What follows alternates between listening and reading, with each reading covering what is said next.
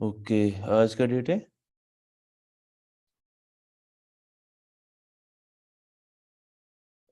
इसको डेट है आज का पता?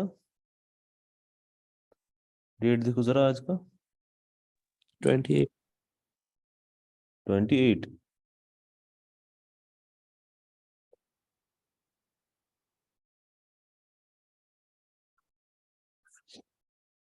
तो आज हम पढ़ने वाले हैं मेयर हॉफ्स एनालिसिस।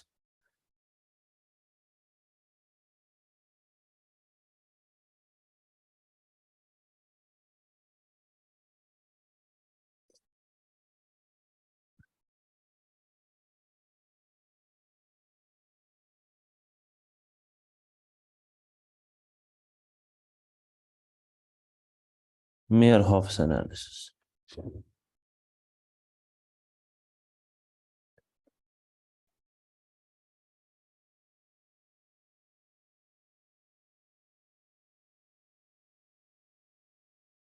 मेयर हॉफ एक साइंटिस्ट थे जिसने एक जर्नल थ्योरी दी।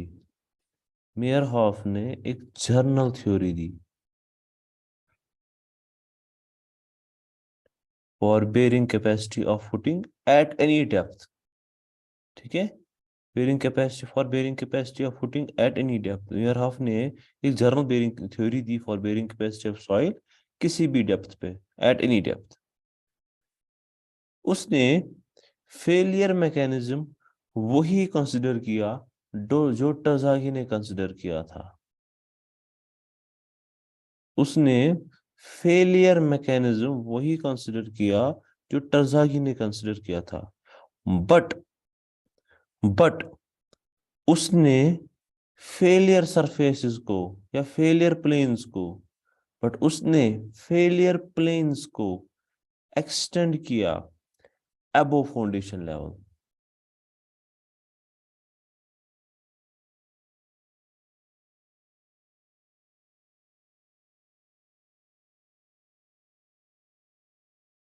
ठीक है। उसने फेलियर मैकेनिज्म वही कंसिडर किया जो ट्रजागी ने किया था, बट उसने फेलियर प्लेन्स को एक्सटेंड किया अबव फाउंडेशन लेवल। जब उसने फेलियर प्लेन्स को एक्सटेंड किया अबव फाउंडेशन लेवल, तो उसका मतलब क्या है? उसका मतलब मेयर हॉफ ने shear resistance of overburden soil भी कंसिडर किया। ठीक है। इसका मतलब है मेयर हॉफ ने shear resistance of overburden soil भी कंसिडर किया। ओवरबर्डन सॉइल भी उसने कंसिडर किया। किसने? मेयर हॉफ ने। जबकि टर्जागी ने ओवरबर्डन सॉइल की shear रेजिस्टेंस कंसिडर नहीं की थी। उसने इसका सिर्फ वेट कंसिडर किया था एज गामा इंटू डी। जबकि यहाँ पे मेयर ऑफ ने इस सॉइल का भी क्या कंसिडर किया? शेयर रेजिस्टेंस कंसिडर की। अब इसने क्या शेयर जोन्स लिए थे, वो कुछ ऐसे हैं।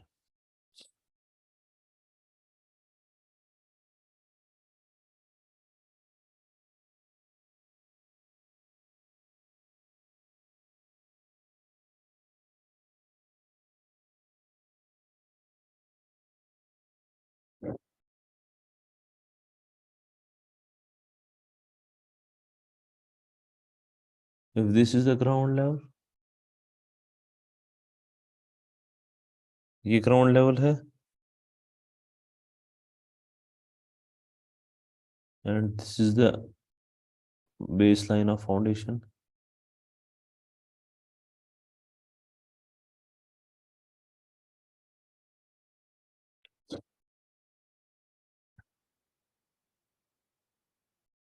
तो टर्जाई ने क्या कंसिडर किए?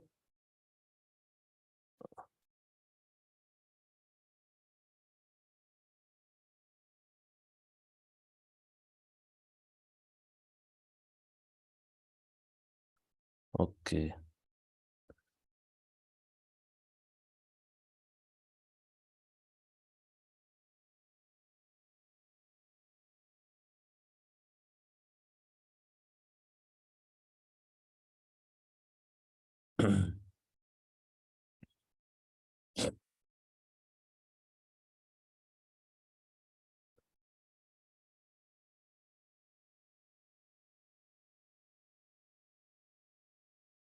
ऐसे उसने कंसिडर किया।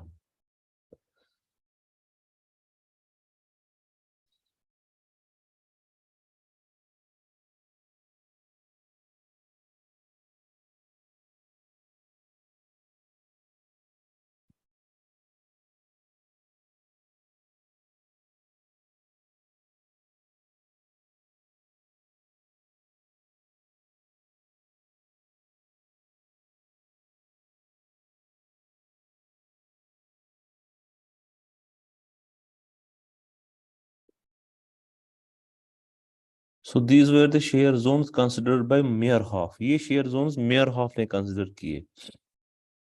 तो अगर मैं लेफ्ट साइड से इसको यहाँ से कंपेयर करूँ टरजागी के साथ, तो लेफ्ट साइड से मैं यहाँ पे बनाऊंगा shear zones considered by टरजागी।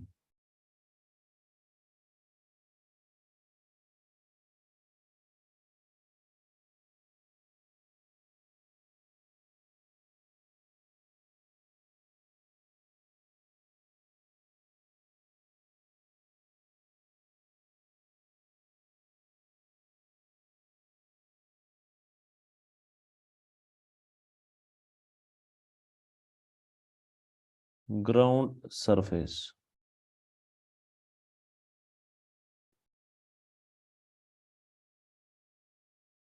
okay, so this is soil wedge A, B, C. This is point D, this is point E, and this is point F. तो ये है depth of foundation, this is the depth of foundation.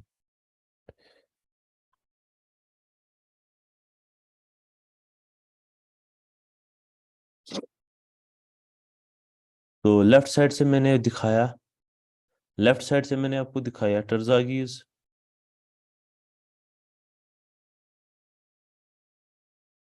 Failure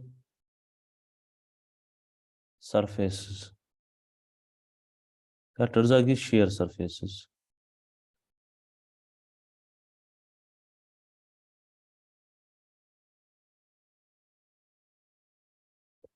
and right side से मेयरहॉफ्स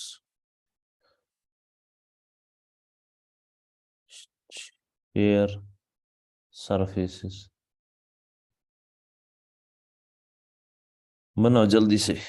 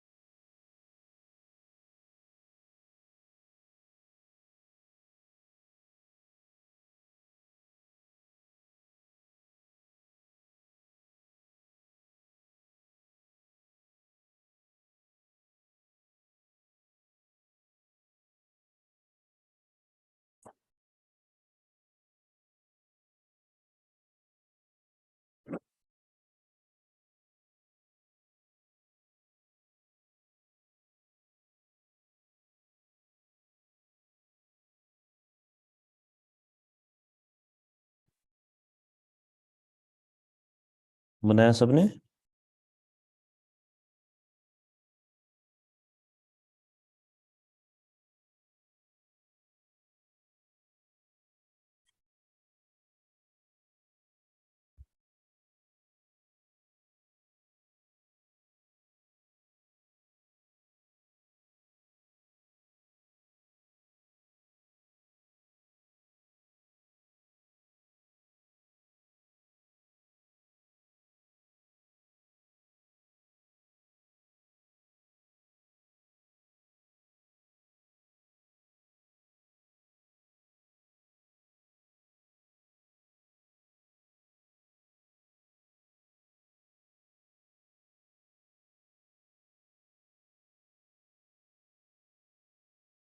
हो गया?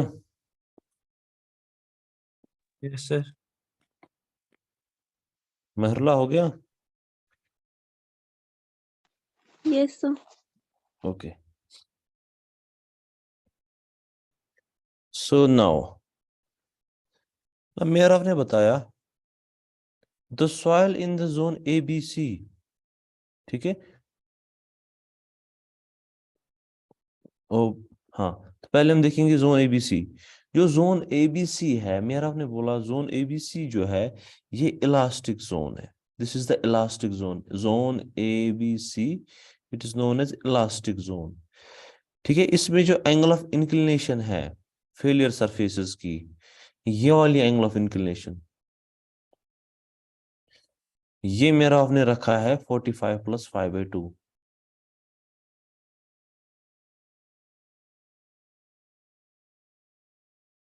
खैर, zone ABC जो है वो इलास्टिक जोन है, इसमें एंगल ऑफ इंक्लाइंड सरफेसेस जो है वो है 45 + 5/2।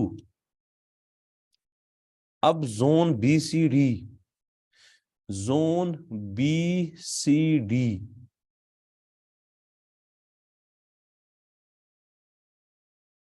ABC है elastic zone, zone BCD it is known as zone of radial shear।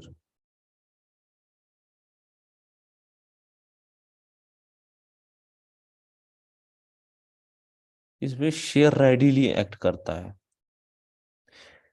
And zone BDEF, इसको कहते हैं जोन ऑफ मिक्सड शेयर।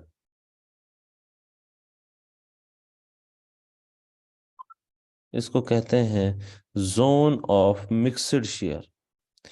इसमें क्या करता है, इसमें शेयर वेरी करता है, इसमें शेयर वेरी करता है from radial shear to plane shear.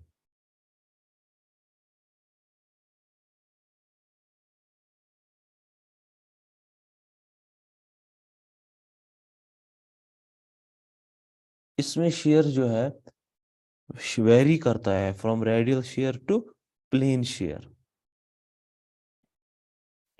And जो सरफेस है यहाँ पे BE, this surface BE, this surface BE, it is known as equivalent surface.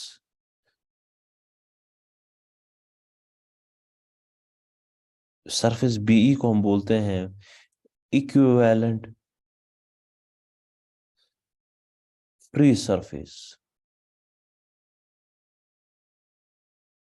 This surface BE is known as equivalent free surface, और ये angle बनाता है beta with horizontal, और ये एंगल बनाता है beta with horizontal. This is angle beta.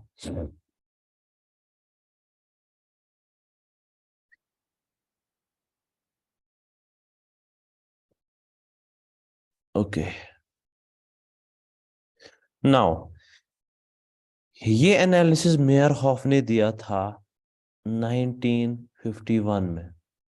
This analysis was given by Meyerhof in 1951, और this was not easy, this was very difficult analysis. ये एनालिसिस बहुत डिफिकल्ट था। This analysis was very difficult, ठीक है। इस ये एनालिसिस बहुत difficult था। तो इसके बाद क्या हुआ, फिर 1963 में, 1963 में मेयरहॉफ ने ही एक सिंपल बेरिंग कैपेसिटी की इक्वेशन दी for the bearing capacity of shallow foundations, ठीक है। फिर 1963 में ही मेयरहॉफ ने एक सिंपल बेरिंग कैपेसिटी इक्वेशन दी for bearing capacity of shallow foundations, for bearing capacity of shallow foundations. And वो इक्वेशन क्या है, वो इक्वेशन कुछ ऐसे है। QU is equal to CNC SCDCIC plus QNQ into SQDQIQ plus 0.5 gamma BN gamma into S gamma D gamma I gamma। तो ये मेयरहॉफ ने एक इक्वेशन दी थी।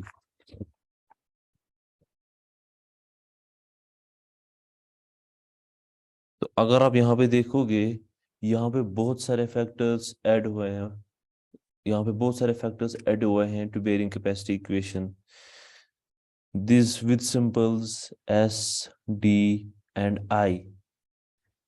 यहाँ पे बहुत सारे फैक्टर्स ऐड हुए हैं with symbols S D and I। इनको हम, ये एम्पेरिकल फैक्टर्स है,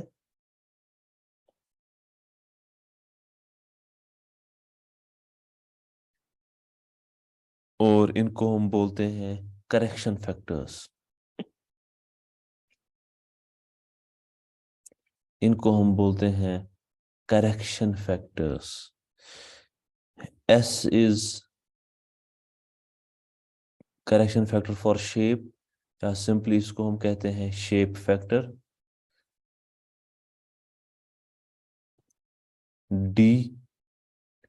D को हम कहते हैं depth factor.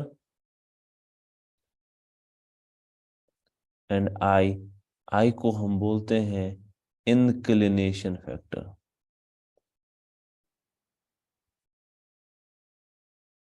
I is known as inclination factor। यहां तक समझ आया सबको? Yes, sir. अब शेप फैक्टर से क्या होगा?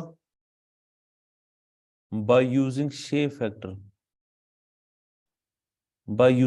factor, you can use this equation for any type of footing, such as square, rectangular,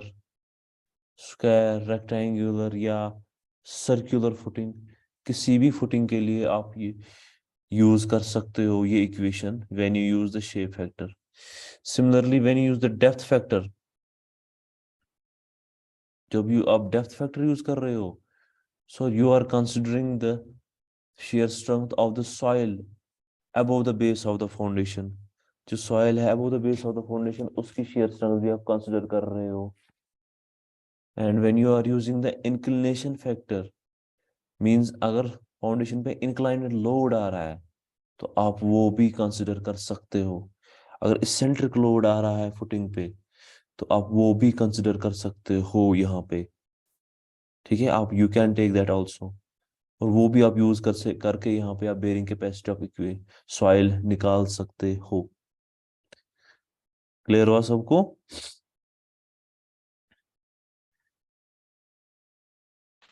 Yes.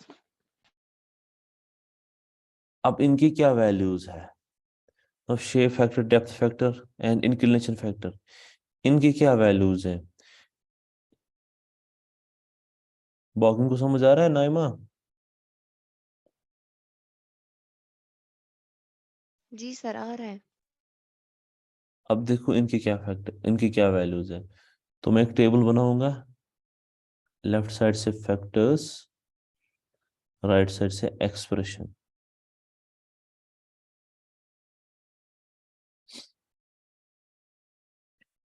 तो सबसे पहले SC, SQ and S gamma, इनका वैल्यू 1 होता है, लेकिन किस फुटिंग के लिए? स्ट्रिप फुटिंग के लिए। 1 क्यों है? ऑब्वियसली इसी फुटिंग के लिए बेरिंग कैपेसिटी की इक्वेशन डिटरमाइन की गई। SC का वैल्यू कितना होता है? SC का वैल्यू यूजुअली होता है 1 plus 0.2 B/L into N5।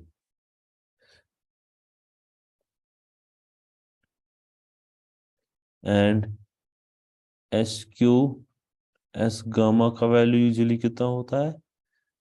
1 plus 0.1 b by l into n phi. But remember, यहाँ पे कंडीशन है for phi greater than 10 degree. अगर phi का वैल्यू greater than 10 डिग्री है एंड इन्हीं का वैल्यू 1 है, इन्हीं का वैल्यू 1 है, कब? अगर phi जो है इक्वल टू 0 डिग्री है।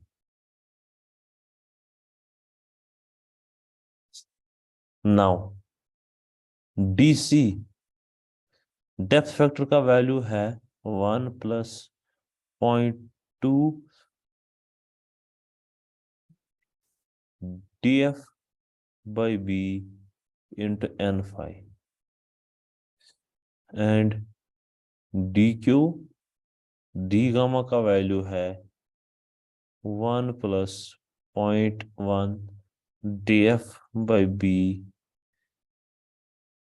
जस्ट अ मिनट, यहाँ पे ये अंडर रूट एन फाई है, सो यहाँ पे भी है into under root N phi. ये भी वैलिड है for phi greater than 10 degree और इनका भी वैल्यू 1 है for phi is equal to 0 degree. अब रही बात इंक्लिनेशन फैक्टर्स की, आई सी कामा आई क्यू, तो इनका वैल्यू है 1 माइनस अल्फा बाई 90 स्क्वायर, जब where alpha is in degrees, alpha का वैल्यू डिग्रीज में है। अब अल्फा क्या है वो मैं आपको भी बताऊंगा। एंड आई गामा का वैल्यू है 1 minus alpha by 5 square.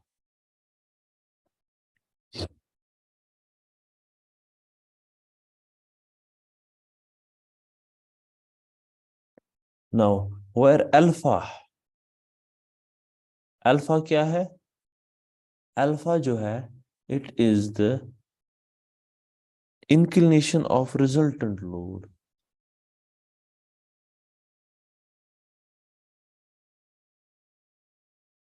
inclination of resultant load from vertical के साथ रिजल्टेंट लोड की क्या इंक्लिनेशन है? तो यूजुअली अल्फा जो होता है ये होता है tan inverse horizontal load bye vertical load, h by v। ठीक है, where h is the horizontal load and v is the vertical load at the base of the footing, at the base of the footing, where h is the horizontal load and v is the vertical load at the base of the footing। now अब bearing capacity factors जो यहाँ पे मेयरहॉफ ने लिए वो कुछ ऐसे थे। एनसी का वैल्यू उन्होंने लिया N q minus 1 into cot phi, N q का वैल्यू उन्होंने लिया e raise power pi tan phi into N phi, और एन गामा का वैल्यू उन्होंने लिया N q minus 1 into tan 1.45। तो ये इन्होंने एन गामा का वैल्यू लिया। So this completes the Meyerhof's analysis. ये कंप्लीट हो गया मेयरहॉफ्स एनालिसिस। यहां तक समझ आया सबको? Yes, sir. चले आगे। सर बस बस थोड़ा सा। अब बस सर कितने 8 बजे? बजे बस आती है। हाँ सर 8 बजे बस आती है। चलो ठीक है फिर, चलो फिर आज के लिए इतना काफी है। सर माइनर्स में हमें क्या सिलेबस होगा जियोटेक में? एक मिनट।